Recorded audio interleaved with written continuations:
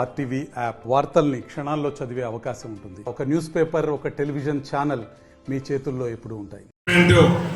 MP అభ్యర్థిగా కొప్పుల ఈశ్వర్ గారిని గెలిపించే దిశగా మీ అందరూ సహకరించాలి, గెలిపించాలని మీ అందరికీ నేను మనవి చేయడం జరుగుతుంది.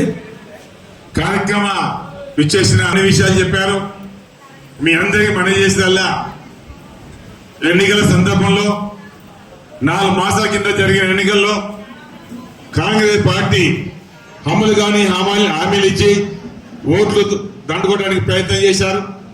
వాళ్ళ హామీల్ని నెరవేర్స్తారని ఎంతో మంది నమ్మి మరి వాళ్ళకు ఓటేసి రాష్ట్రంలో మన కాంగ్రెస్ ప్రభుత్వం ఏర్పడ్డది.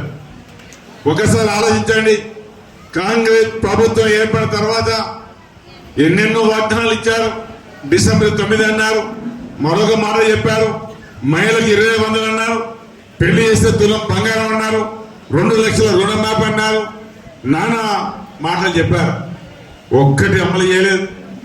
ఒక్కటి అమలు చేయని కదా పార్టీ ప్రభుత్వం మళ్ళీ ఎన్నికల ముందు ఇవన్నీ మేము ఇస్తాం, మళ్ళీ ఓటేయాలని కాంగ్రెస్ పార్టీ అడుగుతుంది. మీ అందరూ మన చేయడం జరుగుతుంది.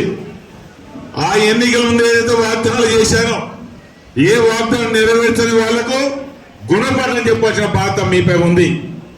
మీ ఓట్ల ద్వారానే వాళ్ళ గుణపాఠం చెప్పాలి. ఎందుకు గుణపాఠం చెప్పాలి? మీరు ఇచ్చిన వాగ్దానాలు నెరవేర్చలేదు, ఓట్లు దండుకున్నారు, మళ్ళీ ఓట్ల కోసం వస్తున్నారు. మీకు ఎందుకు ఓట్లేయాలి, మీకు ఓటేస్తే ఏం లాభం జరుగుతుంది అనేది మీరందరూ దేశం ఆలోచించుకోవాలి. పొరపాటున మీకు అందరూ మనం చేస్తున్నా, పొరపాటున మళ్ళీ ఒకవేళ చేయి గుర్తుగా ఓటేస్తే ఏమనుకుంటారు? చేయి గుర్తు వాళ్ళు కాంగ్రెస్ పార్టీ ఏమనుకుంటారు? మేము ఎన్నికల తర్వాత ఏ వాగ్దానం నెరవేర్చకుండా మళ్ళీ మాకు ఓటేశారు, మళ్ళీ చేయి గుర్తుగా ఓటేశారు అనే ఆలోచనతోటి ఏ పథకం కూడా అమలు